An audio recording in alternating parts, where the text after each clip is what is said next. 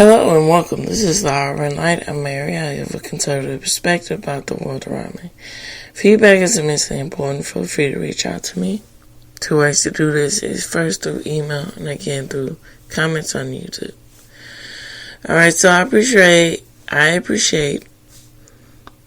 all of you, and I appreciate y'all spreading the word out there and continue it out. Word of mouth really helps. Spread the message about. Have you ever heard this podcast called The Hour of Night? If you're interested in this, that, XYZ, check it out. Thank y'all. Alright, so on to the topic here. Now, what I'm going to do is, this time, I'm going to break it up because I want to have a beginning, a middle, and an end. So this time I'm going to talk about to the middle part to the extent of a comparison between the show Legion and the comic book that it's based on, all of it that it's based on. And then on Monday, I'm going to wrap it up and talk about the ending of the comparison of the show and what it's based on. Alright, here we go.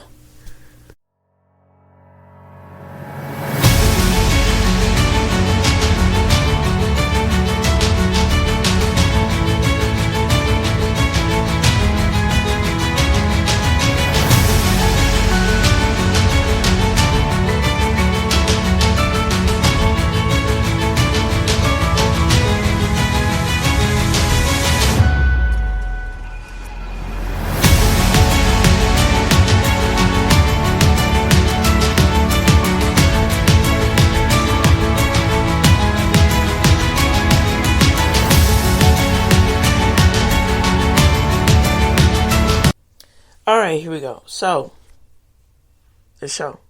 Show is quite interesting because the show does not really, and I'll wrap up everything on Monday, but it doesn't, there's no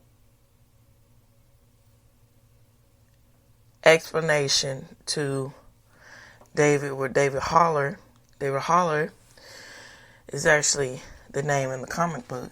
And the comic book is actually loosely based upon is X-Men Legacy.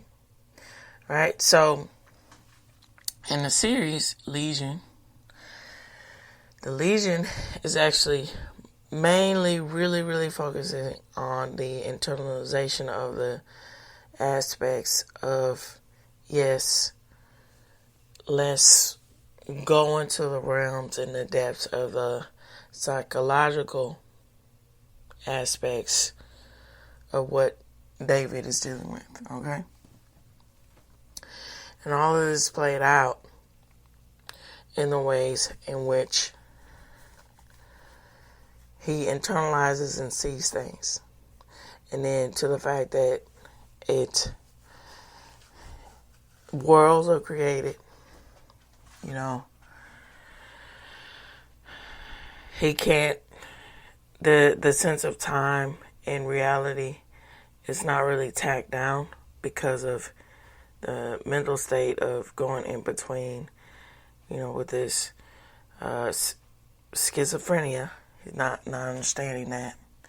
And then also with the aspects of pointing out the obvious, and by even alluding to that, there's one scene where the character David in Legion, he makes a point of saying that,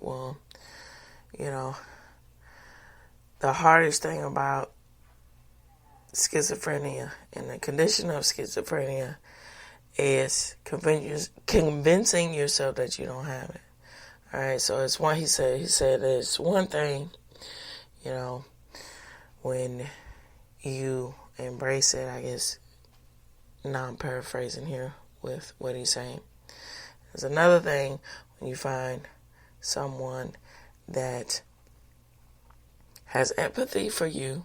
It says, no, that there's got to be a better reason for this. No, you don't actually have it. No, you actually have,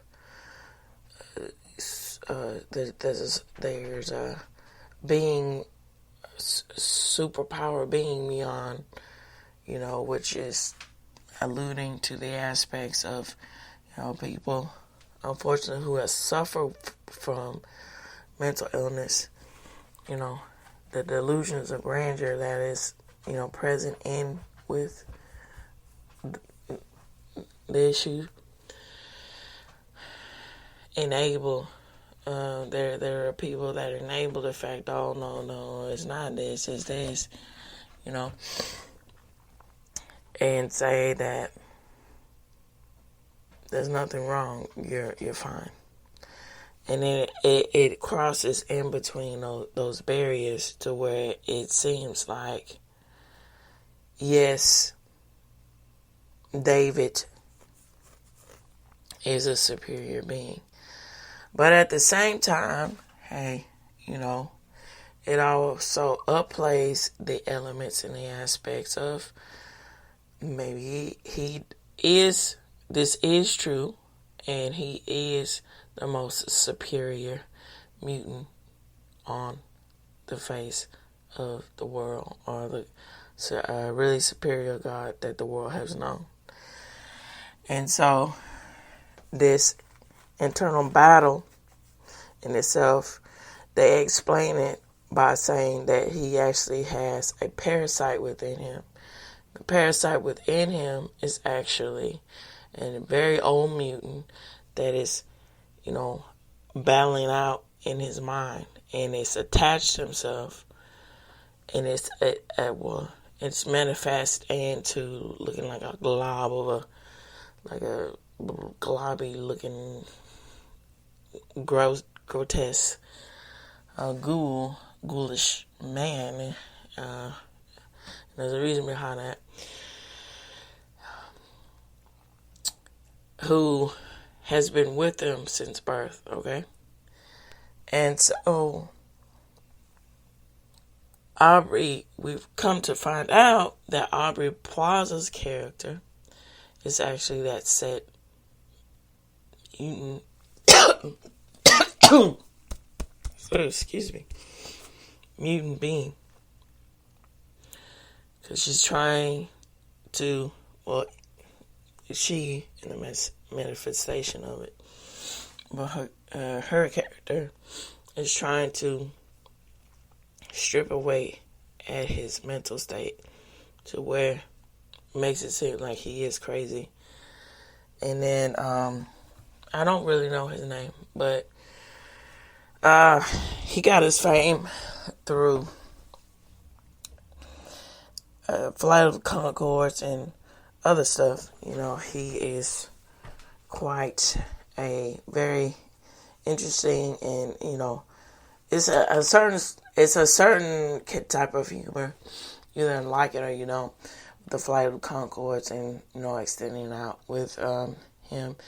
So he's on the show, and he's the set leader, right? And them two together are at force for David's, you can say, state of mental lucidity, right? And then comes to find out it's a even higher being, which is like a tapeworm or something, that's at the play of them two, of Aubrey Plaza and the actor from Flight of the Conchords and other things, series and television shows, movies, and so forth. Now, let's go into the comic book. Now, in the comic book, is very clear, and it's very different than the adaptation. And so I think that is where we begin. Now, some people have this, before I get into the comic book, some people have this qualms about it, like, why can't you just get that right with the aspects of adaptations? Now, I do agree with that. Sometimes it seems as if, especially when it comes to the production process of everything, it seems as if, they're taking the easy way out to not effectively showcase it because they either don't want to or they just want to push their own agendas about something. Case in point. So, and then I'll get into the comic book here. Now, Do Androids Dream of Electric Sheep that book is actually based on Blade Runner, right? And from what I understand, either the writers or what have you, it's either a mixture of the writers and is with Wrigley Scott and everything. They just had it started out with the writers didn't quite understand the book and it was lost in translation. A lot of stuff that could have helped with aiding to explain and tell the story in a very unique way. They didn't do it because of not understanding the book, which is very unfortunate because the book is very well written. And it's to each his own with that. But some, which I think maybe this is a bit of the case of it, they want to separate the realm of the two, the writing, the style of the two, in order for you to get different points of views and see it differently, which is nice because you have a different element to take with you when you think about these concepts when it comes to the X-Men and when it comes to the subject matter in which they are addressing and evoking. All right, so on to the comic book. Now, the comic book starts out saying that David Haller is actually the son of Xavier. All right? Wow, that's shocking. For those who don't know. But the problem is David Haller, he knows that he has these internal struggles, okay? He knows that he is mentally unstable, right? And so Xavier and his mentor, all right, helps him along the journey, right? But it's unfortunate because he's left and he has to figure everything all out on his own. But it's really not unfortunate because it's one of those things we'll call action to,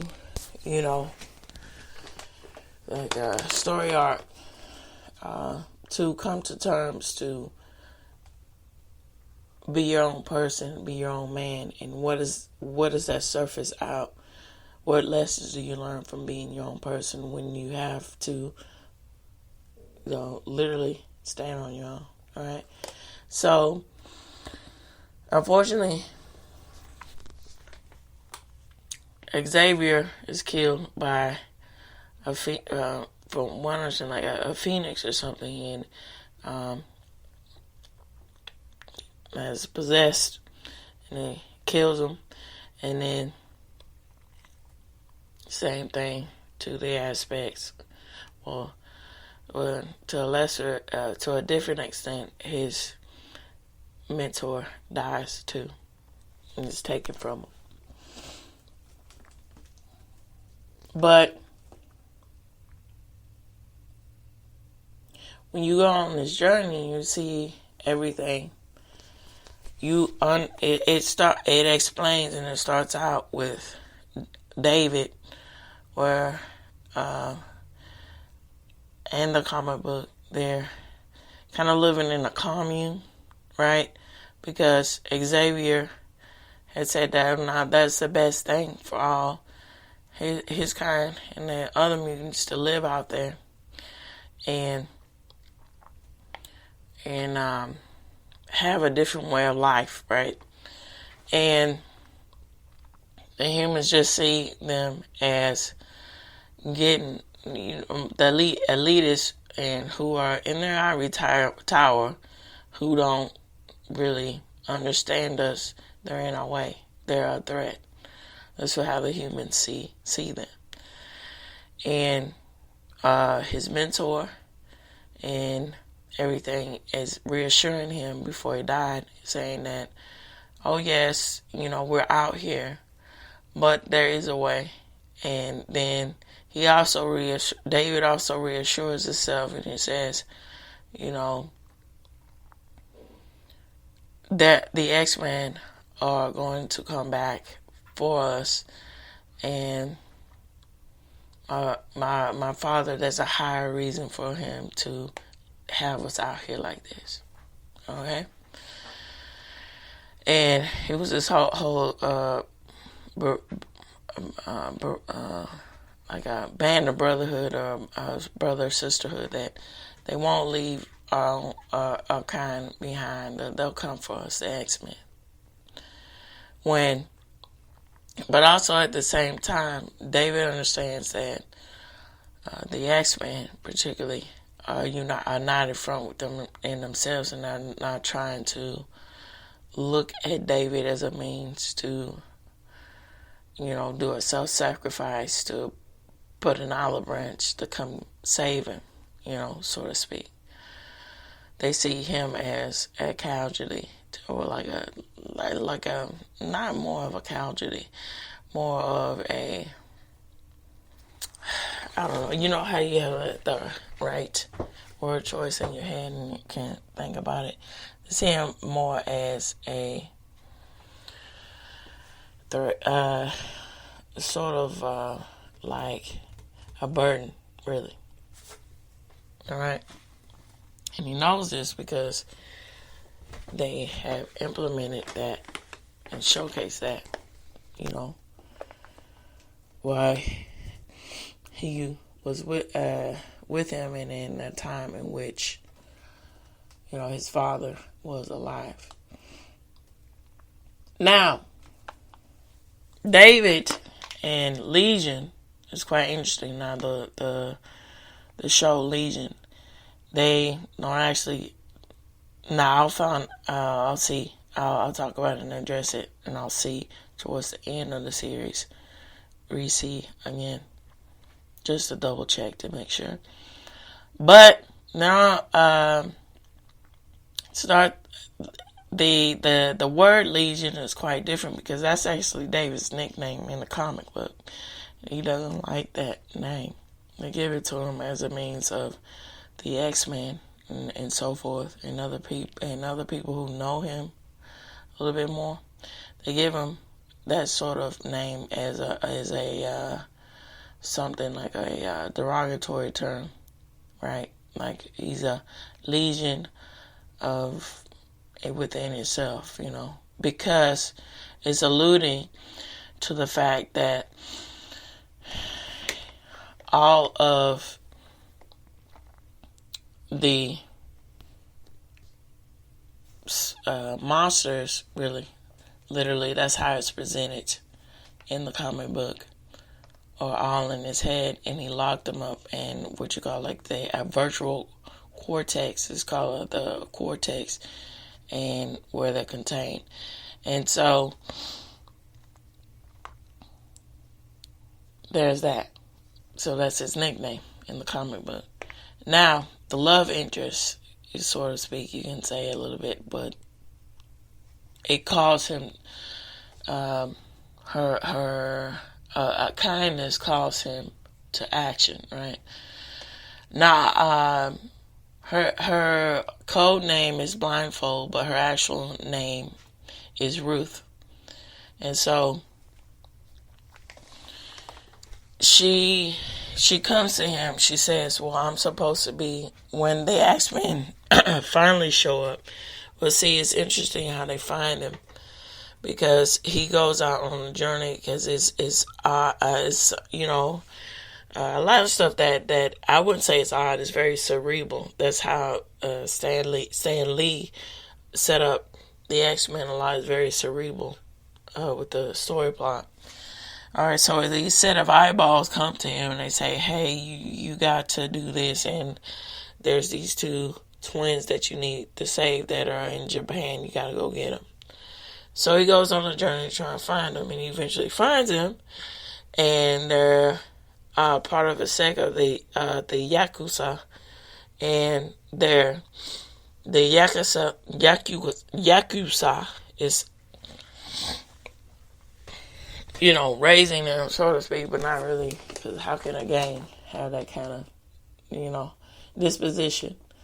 And so David goes to Japan and finds, well, first, let's start out with China. David is inadvertently in China with this aspects.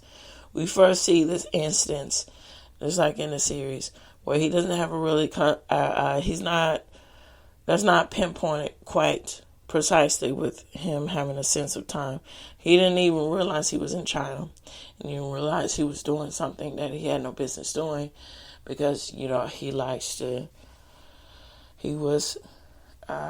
doing something for fun, and he didn't realize he was doing it in China, and he got his butt in trouble. He's got himself in trouble, and he was like, "Oh crap, gotta get out of here," and all this kind of stuff. And so then the eyes appear and they tell him to go to Japan. And then when the X-Men finally come around, like, what the heck happened here? And they said, "Oh, well, it must have been David." Okay, so he's been here. So we got to go find out where he is next. And so eventually they do. All right, so we lead up and then we get into Japan, where these two kids are.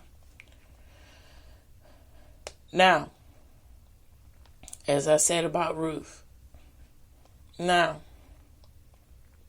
when the X-Men finally show up in Japan, they crash down and they show themselves.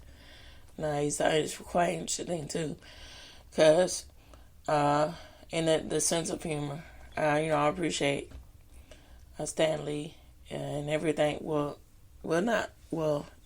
Let's say it's a different set of people on this with who I appreciate them. Now it's just a different set of people now who are on the staff here. All right, with this particular comic book. So let's give credit to them. And it's actually The Prodigal. All right, so I'm going to go back and state some of them. And if y'all are interested, feel free to look at the source that I got all this from. Feel free. All right, so with The Prodigal, we have Simon, forgive me for the pronunciation, I will do my best, Spur, the writer, Tan Ing Hot, the penciler, now Greg Ying, the inker, Jose, Villa Yerba, the colors, and also we go to the extent of BC Corey, the letterer. We go to Mike Del Mundo. He worked on the cover, and Jennifer Smith, assistant editor, just to name a few of them. A very big shout out to them because they really were on point with everything. And I want to make a point to address them because of the way in which they effectively showed case and these people bring everything to life, and that's what should be understood. So, yes, quite interesting. And I'll wrap up And I'll go into specifics towards the end on Monday, and with everybody on staff with Legion, and wrap up and give credit and appreciation. But, I'm leading to that. So, all right. So, here we go. All right, so so they really did a good part with continuing out with the aspects of Stan Lee and his legacy with telling this story in the way in which they did. All right, so from what I understand, David Haller's character, he was originally showcased in the New Mutants in issue number 25 back in 1985, 83. So his character was already, somewhat out there and thought about. And this is the continuation to finish up and plot out that story in a very unique way. Okay, so it's quite interesting because when the X-Men would come, they do this very funny thing where kind of a little bit, I guess, a little bit breaking the fourth wall, but, it's one of those things where they say, well, here comes the people in the funny costumes, and, where they take them making, stripping down their influence, right? Without understanding why, which you kind of can understand, but at the same time, you gotta, give the guy a break, David. They're like, hey, you give us the kids, without understanding that he was there to help protect them and save them. And also, they were calling the terms and tell David that, way in which your father did things doesn't necessarily mean it was the right thing to do, to just take, mutants in and raise them and all of that. You yourself, you could be the change, and they were implementing him to understand that, right? And so, all right, so when Ruth shows and she shows up and she comes and she says, well, to him, when, this whole thing, I'm supposed to be your enemy, she doesn't actually want to be. And she has an olive branch to him, even though the other ones don't. And the way in which she has, she gets hurt and she has empathy, it calls him to go back and find her, right? And so when Ruth is back at the school, and she is in a coma, really, because of how they were fighting and everything. He goes into her mind, and he finds out her origin story. Turns to find out that her brother, which is Luca,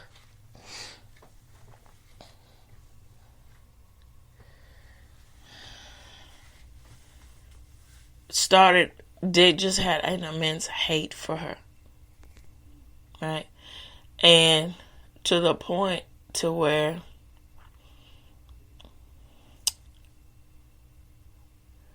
you can compare it to bigotry and racism, right?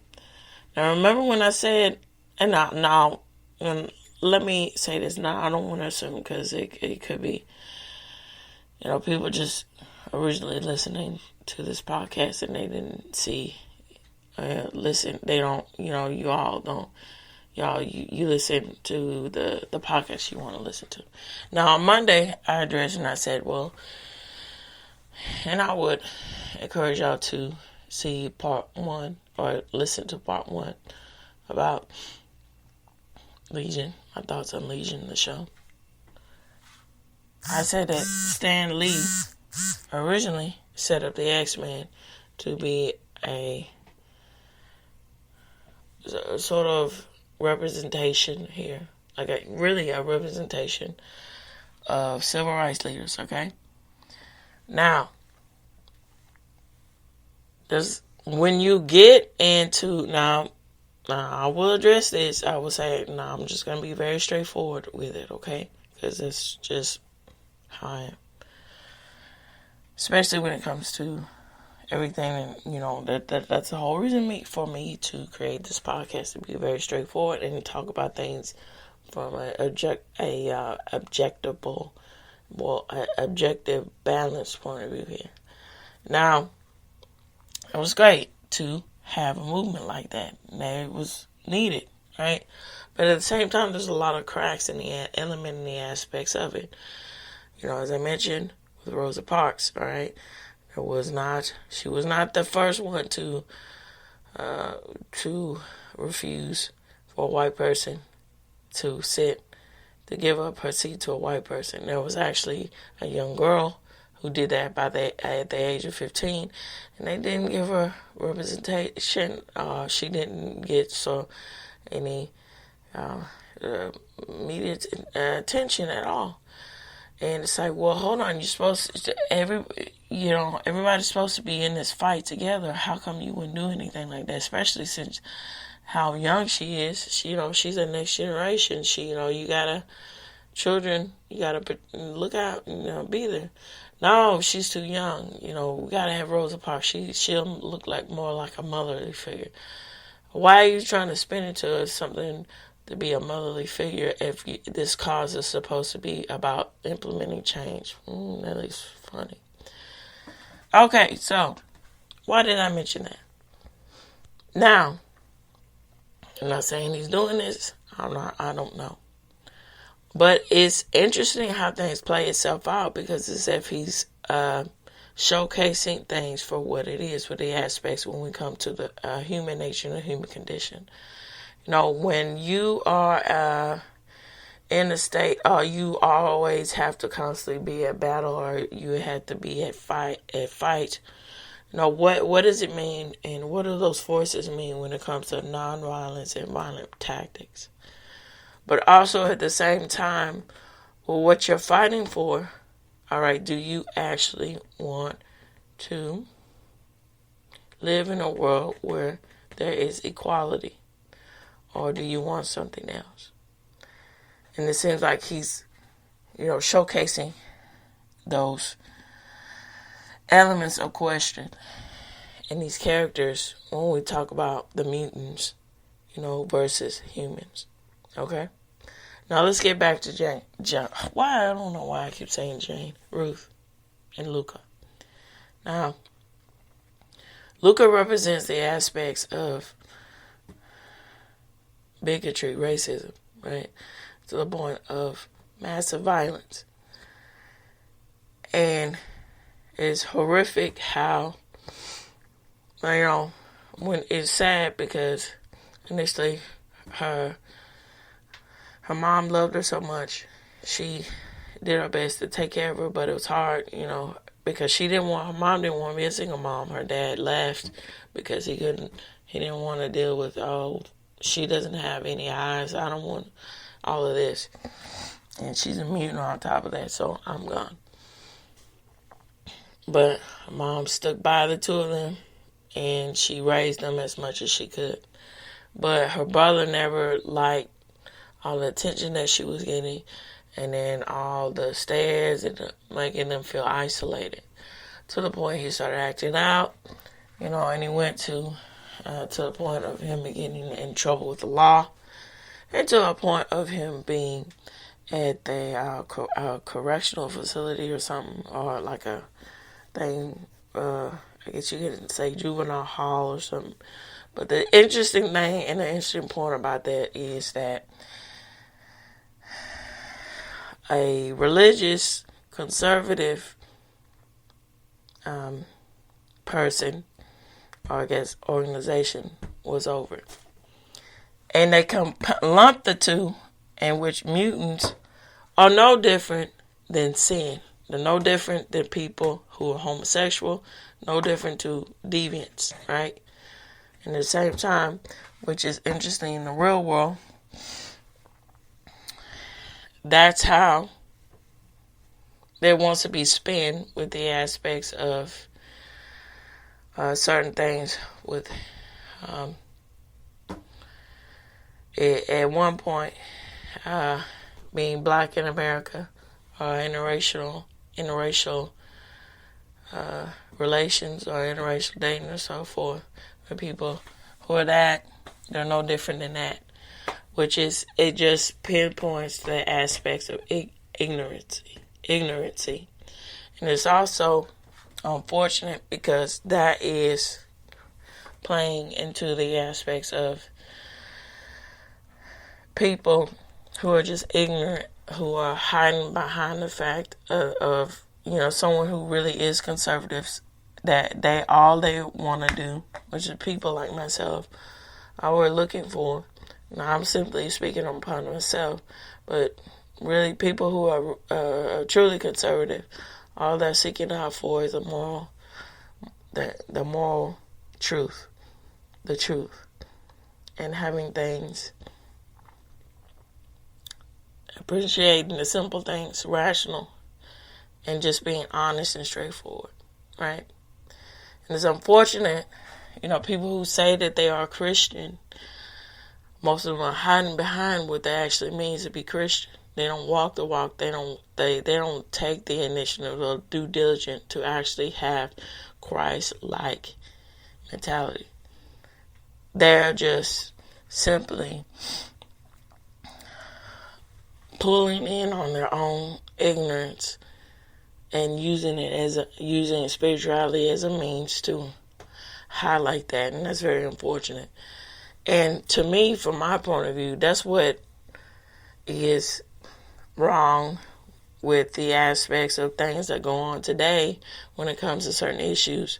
And that is interesting how those things play out in this comic book here with the X-Men Legacy. So that's quite interesting how that is implemented into there.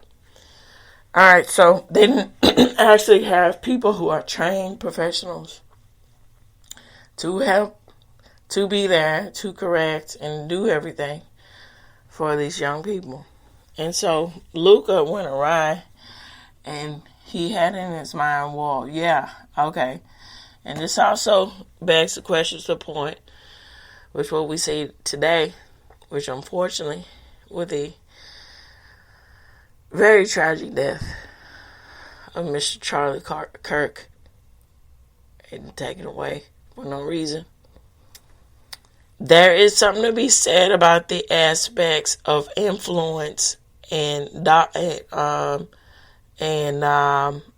faith ideology. Okay, I don't give a crap what somebody else says about that. It doesn't influence. It sure as hell does, because he would still be alive if it wasn't for sycophants being pushed up here and being enabled to do so. All right, that should be understood. If anything else comes out from the trial and everything with Charlie, the Charlie Kirk trial, with everything, that's what the lesson should be learned from that. Okay. All right, now getting back to it. So Luca comes and finds her, Ruth, and her mother. He was coming to attack her violently, right? And unfortunately, her mother took the sword for her, metaphorically, and she was killed, right? Her mom. And so they found him, they got him, and so they sentenced him to death row. And so Ruth wanted to make a point to be there at his execution. So she got the paperwork that she needed to do. And I said, you sure you want to be at his execution? She said, oh, most indeed.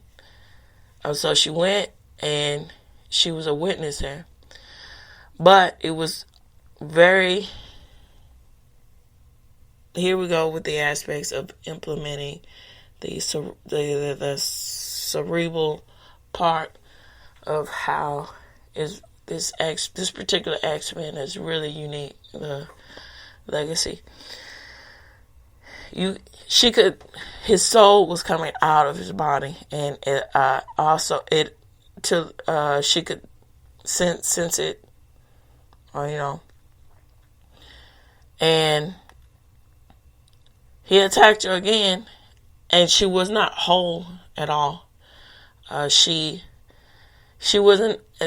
He took the part of her that made her whole with her aunt, because after everything with her mom dying and all that, and being taken away, they say that they wrote and explained it was the happiest time of her life in the comic book, because her aunt took care of her and helped her progress, and with her abilities and everything, she was whole. But he took away her other ability to be soothsayer, see things in the future. All right, so this leads back to David and those twins. All right, turns out the twin boy is actually Luca's spirit. All right, and those eyeballs. All right, which is, I think it was either hers or his. I think it was Ruth's eyes or something like that. All right. He manifests himself, and his ghost manifests itself. He has so much hate for her. His ghost manifests itself. And to an innocent little boy, that's how much hate he had in his heart to the fact of doing something like that. And so he had to come. He came back as his last revenge on her, to kill her. But David went in and pushed it, got him away, and then Ruth came out of her coma, and last piece of resistance, she got him, she killed him, spirit was no more. And now she could see into the future, and she warned David, hey, there's something that's going to be amiss. You got to be careful. You got to be careful. So this implements David into being prepared for what's next. But also, at the same time, trying to figure out what's he going to do as himself for the next generation of being a mutant and everything and all of that. Now, in that, getting back to these two twins here, they gave him another call of action. They asked him, well, how were you raised, as a kid, David? So he recalls back to when he was a kid, this child on laying down, fixing to be CAT scanned, Xavier's assistant saying, okay, so he's talking to her. He's saying, well, it's the most humane thing to do for him. Like, treat him this way, and give him this until I come back from my UN meeting. And then he says that's the most humane thing to do for him. And then while he's saying it, he's saying, oh, well, where's my speech? Where am I? He's always in his mind. And where's the priority lie? You have a son, and you mean your son doesn't give first priority, other than that, what your so-called cause is. And so, these things implement themselves about the aspects of this do-gooder mentality. What is what that means is, do you actually want to be a part of the cause, or do you want to be, in accolades for the